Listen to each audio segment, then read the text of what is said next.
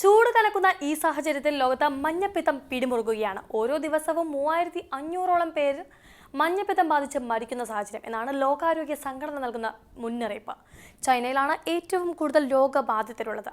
രോഗബാധിതരുടെ എണ്ണത്തിൽ ഇന്ത്യയാണ് രണ്ടാമത്. 2019 മഞ്ഞപ്പിത്തം ബാധിച്ച് 11 ലക്ഷം പേരാണ് മരിച്ചിരുന്നത്. എന്നാൽ 2021 ആയപ്പോഴേക്കും മരണസംഖ്യ 13 ലക്ഷമായി. രോഗബാധിതരിൽ കൂടുതലും 30നും 54നും ഇടയിൽ പ്രായമുള്ളവരാണ്. 18 വയസ്സിന് താഴെയുള്ളവരാണ് 12% പേരും. രോഗം കൂടുതലായി കാണപ്പെടുന്നതോ പുരുഷന്മാരിലാണെന്നാണ് ലോകാരോഗ്യ സംഘടന അറിയിക്കുന്നത്. തുടക്കത്തിൽ എന്തൊക്കെ ശ്രദ്ധിക്കണം, ലക്ഷണങ്ങൾ എങ്ങനെ ചെറുക്കണം എന്നൊക്കെ പരിശോധിക്കാൻ വിശദമായി ഞാൻ ആതിര.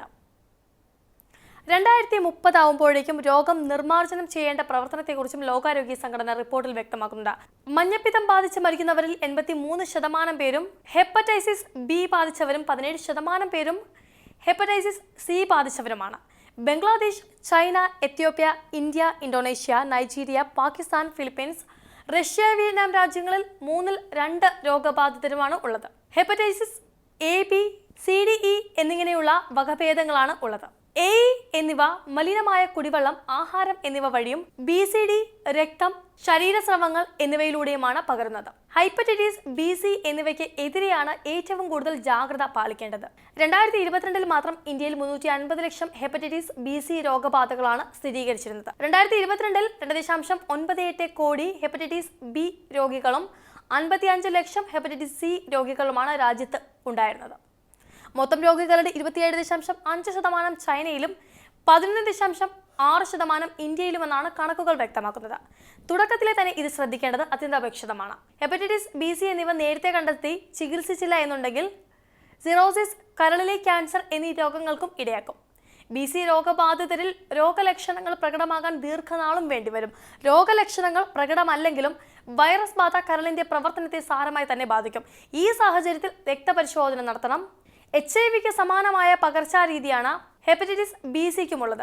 ചികിത്സയുടെ ഭാഗമായി രക്തവും രക്തോൽപ്പന്നങ്ങളും ഇടയ്ക്കിടെ സ്വീകരിക്കേണ്ടി വരുന്ന രോഗികൾ, ഡയാലിസിസ്, അവയവമാറ്റ ശസ്ത്രക്രിയയ്ക്ക് വിധേയരായിട്ടുള്ളവർ, സുരക്ഷിതമല്ലാത്ത ലൈംഗിക ബന്ധത്തിൽ ഏർപ്പെട്ടിട്ടുള്ളവർ, രക്തവും രക്തോൽപ്പന്നങ്ങളും കൈകാര്യം ചെയ്യുന്ന ആരോഗ്യ പ്രവർത്തകർ, മയക്കുമരുന്ന് കുത്തിവെക്കുന്നവർ, പച്ച കുത്തുന്നവർ എന്നിവർക്ക് രോഗസാധ്യത ഏറെ കൂടുതലാണ്.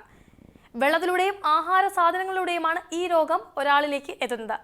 മഞ്ഞപ്പിത്തം കരളിനെയാണ് കൂടുതലായും ബാധിക്കുന്നത്. മഞ്ഞപ്പിത്തം യഥാസമയം ചികിത്സിച്ചില്ല എന്നുണ്ടെങ്കിൽ ഗുരുതരമായ കരൾ രോഗങ്ങൾക്ക് കാരണമാകുമെന്നും ആരോഗ്യവകുപ്പ് മുന്നറിയിപ്പ് നൽകുന്നുണ്ട്.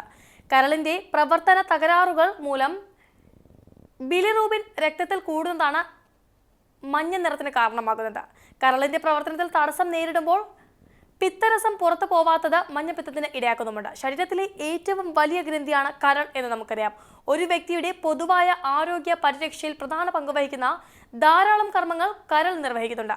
അതിനാൽ കരളിന് രോഗബാധ ഉണ്ടാകുകയാണെങ്കിൽ കരളിന്റെ പ്രവർത്തനത്തെ മാത്രമല്ല, മറിച്ച് ശരീരത്തെ മൊത്തത്തിൽ ഇത് ദോഷകരമായി തന്നെ ബാധിക്കും. കിണറുകളിൽ ജലവിധാനം കുറഞ്ഞതുകൊണ്ട് ചെരിഞ്ഞ പ്രദേശങ്ങളിൽ നിന്ന് സെപ്റ്റിക് മാലിന്യങ്ങൾ താഴേക്ക് ഊർന്നിറങ്ങിയാണ് കേരളത്തിൽ രോഗവ്യാപനം വർദ്ധിക്കാൻ കാരണമായ പ്രധാനമായ ഒരു ഘടകം. ആശാപ്രവർത്തകരുടെ സഹായത്തോടെ രോഗബാധിത പ്രദേശങ്ങളിലെ ജലസ്രോതസ്സുകളിൽ സൂപ്പർ ക്ലോറിനേഷൻ നടത്തുന്നുണ്ട്. ശ്രദ്ധിക്കേണ്ട മറ്റു കാര്യങ്ങൾ: എളുപ്പത്തിൽ ദഹിക്കുന്ന ഭക്ഷണം കഴിക്കണം. പഴങ്ങളും പച്ചക്കറികളും ധാരാളമായി കഴിക്കണം. കൊഴുപ്പ്, എണ്ണ കൂടുതലുള്ള ഭക്ഷണങ്ങൾ എന്നിവ കുറയ്ക്കുകയോ ഒഴിവാക്കുകയോ തന്നെ ചെയ്യണം. കരളിന് ആയാസമുണ്ടാകുന്ന ഭക്ഷണ പാനീയങ്ങൾ പാടില്ല. മദ്യപാനം, പുകവലി എന്നിവ തീർത്തും ഒഴിവാക്കണം. ധാരാളം വെള്ളം കുടിക്കാനും ശ്രമിക്കണം. ഐസ്ക്രീം, ശീതളപാനീയങ്ങൾ എന്നിവ ഒഴിവാക്കണം. ഭക്ഷണത്തിന് മുൻപും ശേഷവും കൈകൾ വൃത്തിയാക്കുക. തുറന്നു വെച്ച ഭക്ഷണങ്ങളും വല്ലാതെ തണുത്തവയും ഒഴിവാക്കുക. പാചകത്തിനും ഭക്ഷണത്തിനും ഉപയോഗിക്കുന്ന വെള്ളം 20 മിനിറ്റെങ്കിലും തിളപ്പിച്ചതായിരിക്കണം. മഞ്ഞപ്പിത്തത്തിന് കാരണമായ വൈറസ് നശിക്കണം എന്നുണ്ടെങ്കിൽ വെള്ളം തിളപ്പിക്കുക തന്നെ വേണം. തിളപ്പിച്ച വെള്ളം തണുപ്പിക്കാനായി അതിൽ പച്ചവെള്ളം ഒഴിക്കുന്ന ശീലവും ഉപേക്ഷിക്കണം. മഞ്ഞപ്പിത്ത രോഗികൾക്ക് പ്രത്യേക പാത്രത്തിൽ ഭക്ഷണം നൽകുക. അവ തിളപ്പിച്ച വെള്ളത്തിൽ കഴുകി അണുവിമുക്തമാക്കുകയും ചെയ്യണം.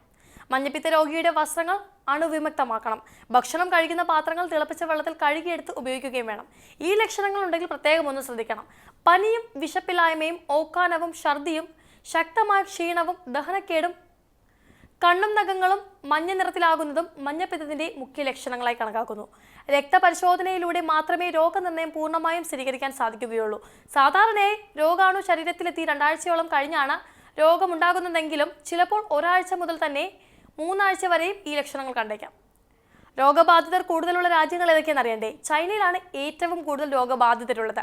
രോഗബാധിതരുടെ എണ്ണത്തിൽ ഇന്ത്യയാണ് രണ്ടാമത്. Bangladesh, Ethiopia, Indonesia, Nigeria, Pakistan, Philippines, Russia, Vietnam തുടങ്ങിയ രാജ്യങ്ങളാണ് ചൈനയ്ക്കും ഇന്ത്യക്കും ശേഷം 3-2 രോഗബാധിതരുള്ളത്. രോഗം കൂടുതലായി കാണപ്പെടുന്നത് പുരുഷന്മാരിലാണ്. 11 ലക്ഷം പേർ ഇന്ത്യയിൽ 2019 മഞ്ഞപ്പിടുത്തം ബാധിച്ച് മരിച്ചിട്ടുണ്ട്.